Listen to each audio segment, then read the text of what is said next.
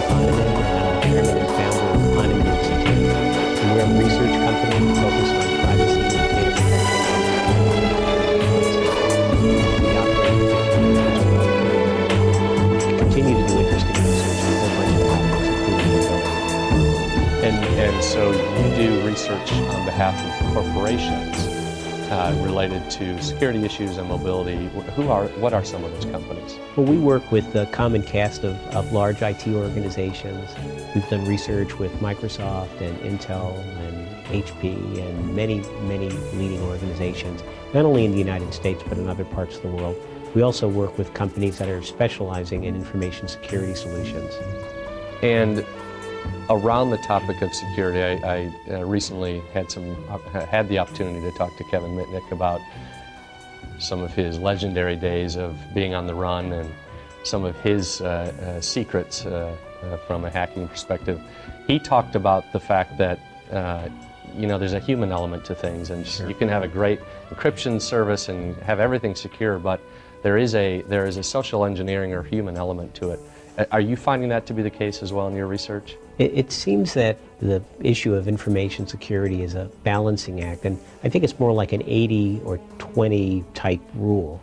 By the way, it's called the Pareto principle, and the idea that if you look at any process, probably 20% of it can create a whole bunch of problems for the other 80%. And I'm saying it wrong, but the idea is that there's a belief that you solve security with better technology. And well, that's part of the solution. The reality is the human factor is probably the 20% that can cause 80% of the damage. And so organizations just need to be mindful that you can't solve security problems with better technology alone. That's part of the solution, but you also have to have people who are willing to improve their performance and be more mindful and more careful. It's that negligent employee, not the malicious or bad guy. It could be, but it's usually the negligent person that creates a lot of problems for his or her organization. And so you've done some research recently with us, Dell, but with other companies as well, I'm sure, around mobility and security. What are some of the high-level findings that you've uncovered in some of your research? We find that a lot of people they live on their mobile device. For example, take a laptop computer.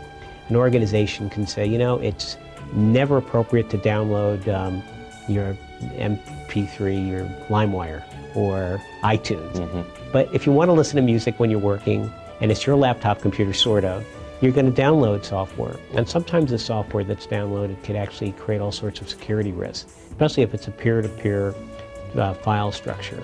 And we find that a lot of organizations really are trying to control the issue in more conventional ways, saying you never do this and you never do that, but people live on these mobile devices. And so you have to create solutions that are practical, allowing people to do what they need to do, and to get some joy in life with some of these wonderful devices, but also do it in a way that is secure. We see a lot of organizations also that are telling people to do certain things with security technologies that are just hard or inconvenient. Anytime there's a device or software that's difficult to implement or inconvenient, slows you down, it's just not going to be used. People will find a way of turning it off, disabling it, doing an end run around it.